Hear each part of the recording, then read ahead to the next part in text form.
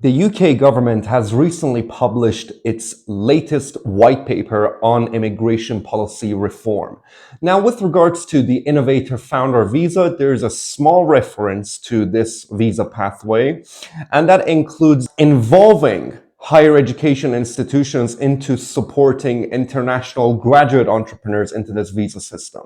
Now, I don't really have much to say about this potential measure. However, what I would like to outline in this video is some of the existing flaws that I have identified in this visa, primarily two. And what I will be doing is I will be making reference to the existing legislation. So I will actually highlight the text. And it's important to say that this is merely my personal opinion as a business consultant. So let's get into it.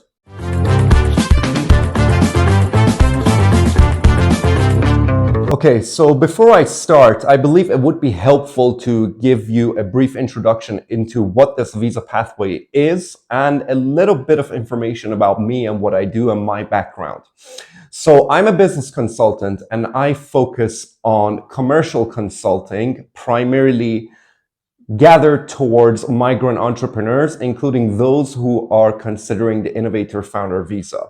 Now, what the Innovator Founder visa is, the key pathway, the key immigration pathway designed by the UK government for people who wish to immigrate to the UK and set up a business in the UK. So there is that. And I have more videos that you can watch with regards to this visa. So we're not going to go too much into that.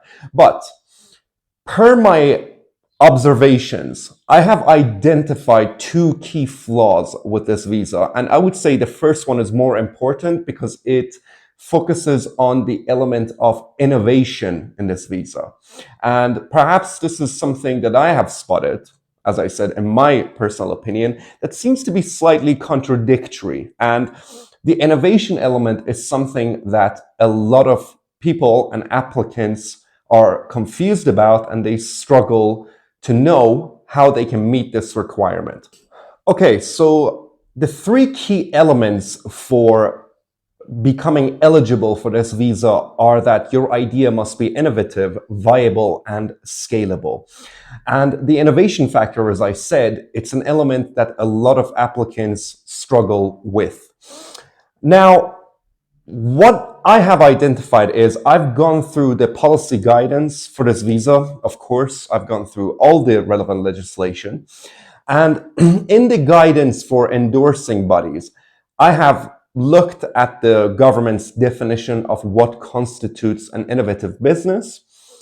And I have also looked at the settlement criteria. So let's get into it. Okay, so the first legislation that we're going to look at is the guidance for Scale Up and Innovator Founder Visa for endorsing bodies, because it defines the element of innovation, viability, and scalability.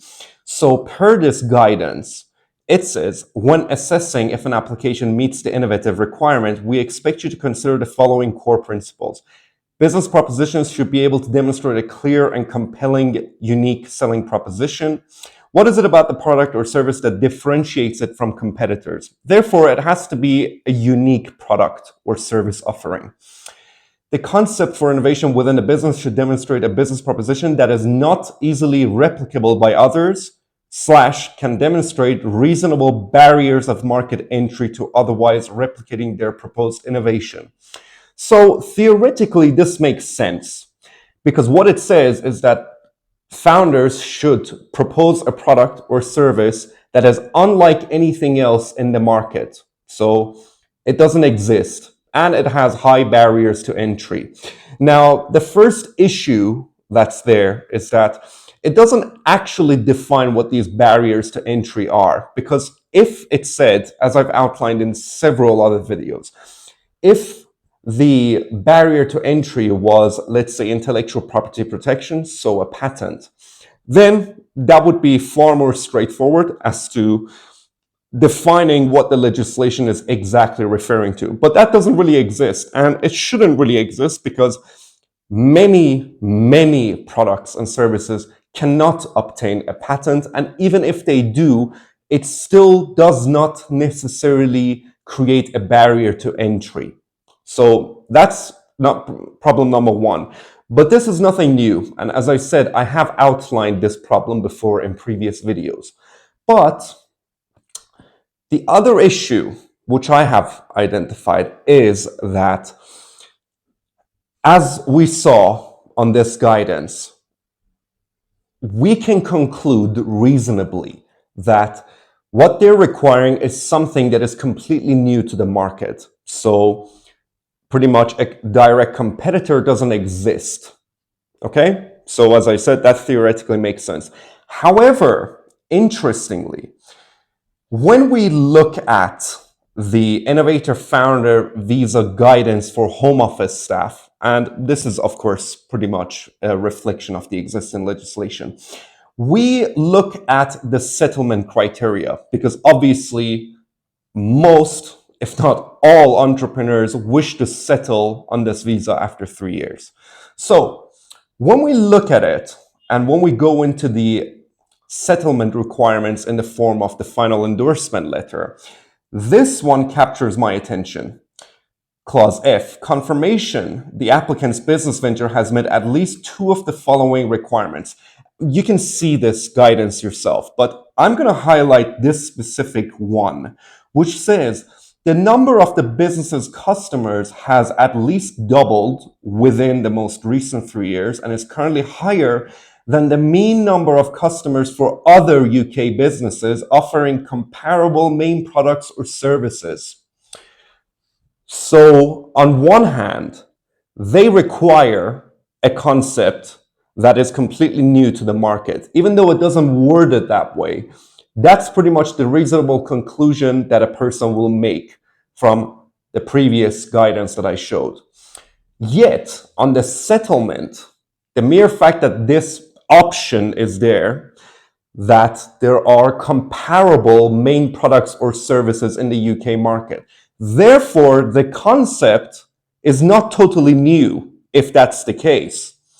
And it can be replicated by others if there are other UK businesses offering comparable products or services. It's very confusing.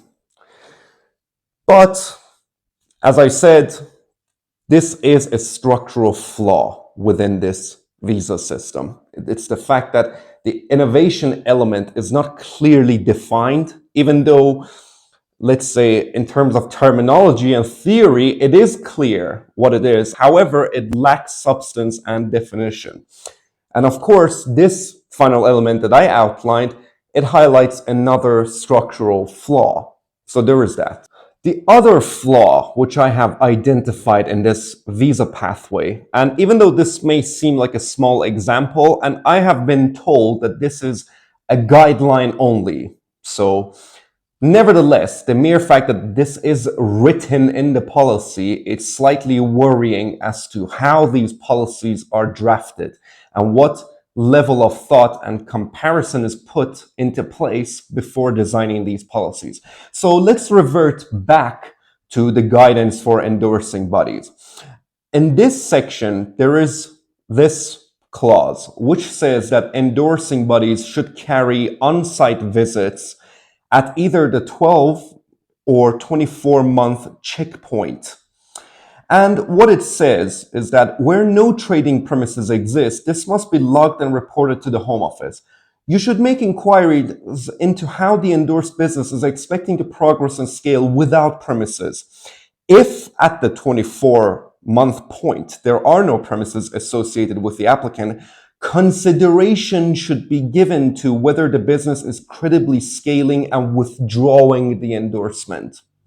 Now, as I said, I've been told that this is a guideline only, so it's not an absolute rule. But the mere fact that this wording even exists, which, at the very best, it causes unnecessary anxiety for applicants, we need to look at this, that there are billion-dollar companies that are fully remote. Okay? Think Shopify. And I'm pretty sure they're scaling very well. But what this does is that it reflects a lack of thinking, because a business scaling should be evidenced through that business's annual accounts and balance sheet, not whether they have premises or not. And this is especially the case with startup companies, which a great deal of applicants will fall under in this visa pathway. So what it does is, as I said, it demonstrates a lack of thinking, because